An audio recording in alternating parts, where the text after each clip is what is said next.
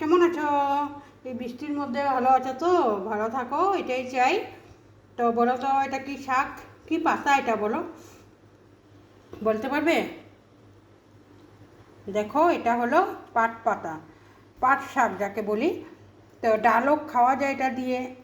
আবার আবার এই শাকটাকে গিট্টু মেরে, মানে একটা গিট্টু মেরে এটাকে ডাল দিয়ে বানালেও ভালো লাগে ঝোল করলে। কাঁঠাল বিচি দিয়ে, মানে অনেক রকম করে খাওয়া যায়। তো আজকে আমি এটাকে রসুন দিয়ে ভাজা ভাজা করব। তো সবসময় তো ওরকম খাই, তো ভাজাটা তো খাই না, অনেক কম খাওয়া হয়। তো আজকে দেখি রসুন দিয়ে ভাজা করে দেখি কীরকম হয় খেতে। তা চলো দেখি ঝটপট করে করে নিই। তো আমি এখানে রসুন নিয়ে নিয়েছি। এখন রসুনটাকে আমি থেঁতো করে দেবো। থেঁতো করে তেলের মধ্যে ছেড়ে দেবো, শুকনো লঙ্কা রসুনটা ফোড়ন দিয়ে ছেড়ে দেবো।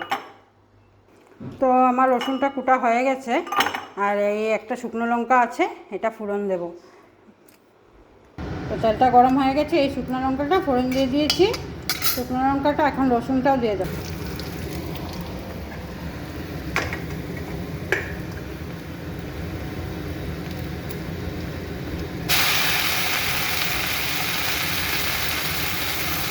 তো আমার হলুদ আর নুন দিয়ে দিয়েছি, এখন আমি এটাকে নাড়াচাড়া করে নেব।